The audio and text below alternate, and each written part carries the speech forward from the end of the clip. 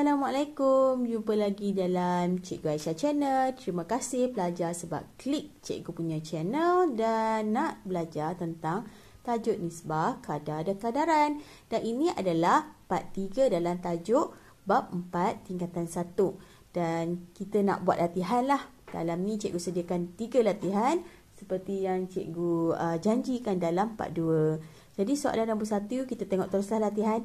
Diberi nisbah M, nisbah N, nisbah Q sama juga dengan 4, nisbah 7, nisbah 3 dan N tambah Q sama dengan 70. Cari nilai M. Jadi kenapa nak cari nilai M? Sini kan dah ada. Sini adalah nilai yang untuk yang ni. Maksud dia nak nilai M yang mana N dan Q telah ditambah. Dia nak nilai M yang untuk. Jadi kita sediakan dulu maklumat yang dia beritahu.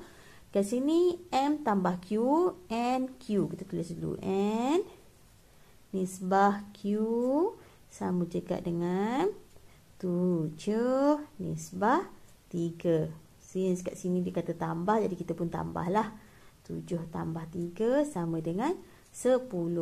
Daripada soalan M tambah Q sama dengan 70.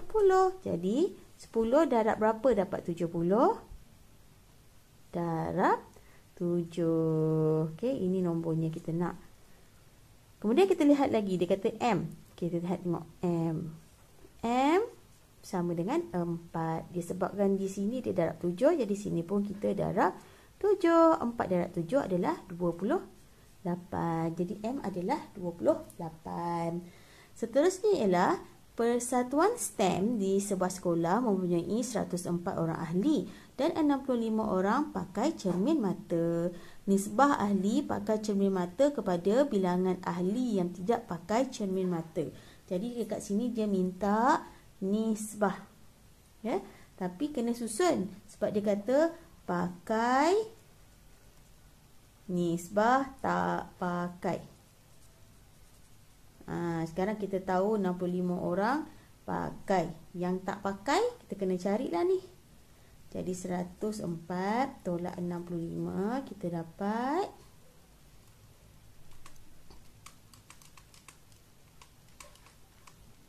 39. Jadi yang tidak pakai adalah 39. Yang pakai adalah 65. Jadi ini adalah nisbah dia. Trik dia, sila susun nisbah tu ikut kamu punya soalan. Kalau dia kata dia nak pakai dulu nisbah tidak pakai, jadi susun. Kalau sebaliknya pun susun ikut sebalik. Maknanya susun nisbah tu ikut soalan yang diberi. Seterusnya soalan B ni, daripada unjuran soalan yang ni. Okey. Ni dia. Unjuran sambungan Hitung peratusan ahli yang pakai cermin mata dalam persatuan STEM itu. So dia nak peratusan yang pakai. Jadi kat sini 65 orang yang pakai. Per jumlah pelajar adalah 104. Darab 100. Dapat berapa? 65 bahagi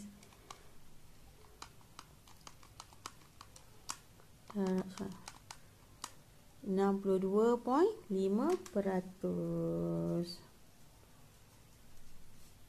Okay.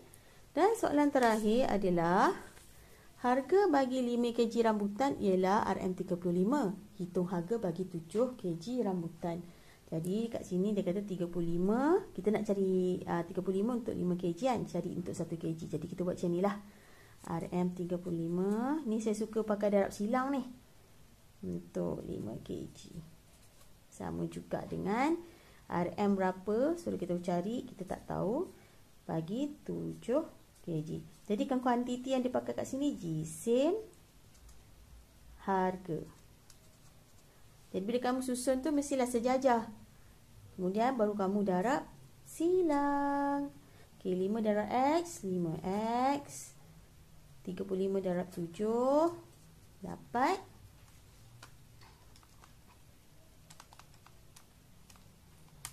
245 sama dengan 5X. 5 ni pindah sebelah, ini adalah operasi darab, pindah sebelah jadi operasi bahagi. 245 bahagi 5 sama dengan X. Jadi X kamu berapa? 49. Jadi harga untuk 7 kilo rambutan tu adalah RM49. Senang. Okeylah, itu je soalan untuk tajuk nisbah kadar dan kadaran. Cikgu bagi 3 je soalan. Korang kena buat lagi. Pelajar kena rajin lah. Dan soalan ni sebenarnya tak adalah keluar sebiji macam ni dalam PT3 tu, tapi dia digunakan dalam menjawab soalan-soalan panjang. Jadi ini ada sebahagian kecil jalan kerja yang diperlukan untuk menjawab soalan yang panjang. Jadi jangan lupalah buat latihan tambahan, pergi carilah modul-modul tugasan yang cikgu bagi tu buat. Dan lepas ni tajuk bab 5 adalah tajuk algebra. Dan kita akan hadap algebra ni favorite tajuk cikgu lah. Cikgu suka algebra. Dan sebelum kita masuk tentang tajuk algebra, cikgu akan buat satu video ringkas tentang tips kuasai algebra. Sebab nak pakai dalam tingkatan 2, 3, 4, 5, even matematik tambahan pun nak pakai algebra. Jadi tunggu cikgu punya channel. Janganlah lupa, alah kedekutnya, like lah sikit, share dan subscribe lah channel cikgu. Dan kita akan jumpa lagi dalam video yang seterusnya tau. Bye bye.